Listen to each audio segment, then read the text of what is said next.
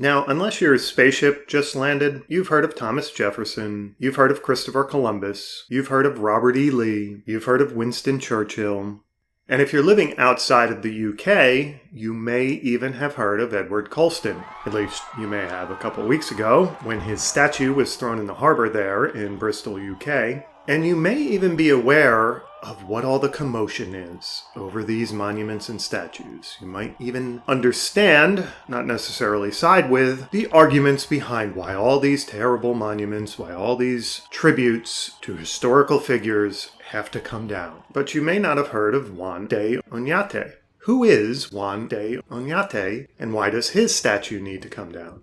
Juan de Oñate was a Spanish conquistador. He was the first governor of New Mexico, not the New Mexico state that we all recognize today, but the region, under Spanish rule at the time. Now, Juan de Oñate was a well-connected Spanish aristocrat. I think he was even married to Cortez's granddaughter. I hope I have that right. So the long and short of it is he was another Spanish conquistador who came over and took control of the region.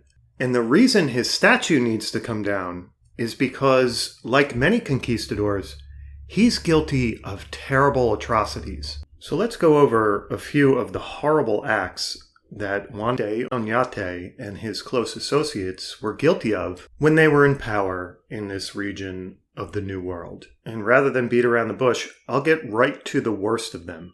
The just horrible, unforgivable, violent, mindlessly violent, really, atrocious, despicable, shocking, traumatizing, triggering, evil, wretched, bloodthirsty, unforgivable. Did I say that already? Did I say unforgivable? Soul-crushing, unspeakable, mind-bending, heart-wrenching, incomprehensible deeds that they perpetrated on the natives living in this area. You are totally going to understand after I go over just a few. I don't have to talk about everything he did. I just have to talk about the worst of the worst that he's guilty of. When I'm done describing these to you, you will thoroughly understand why his monument, why his statue had to be removed.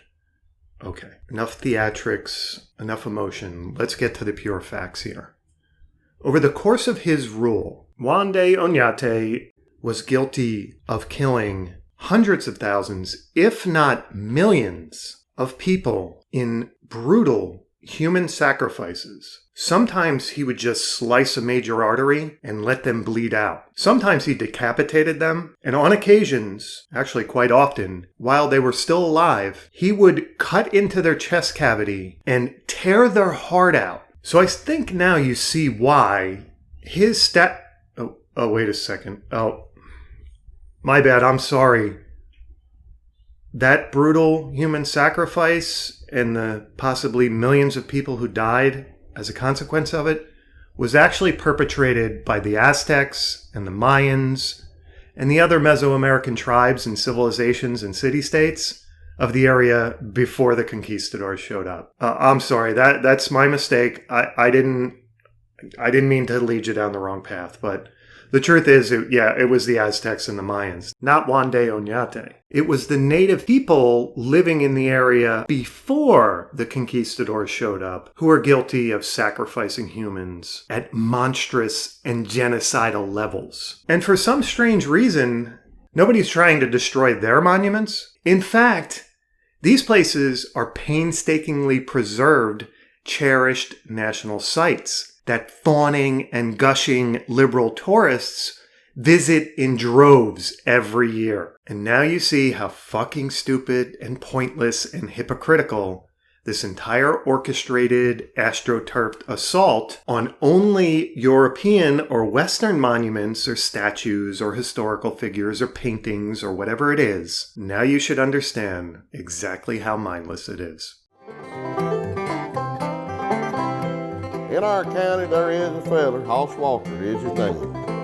Telling lies is his trademark and it's brought him world acclaim. He climb a tree to tell a lie when the truth he can tell on the ground. Some folks say the truth ain't in him, he's known for miles around.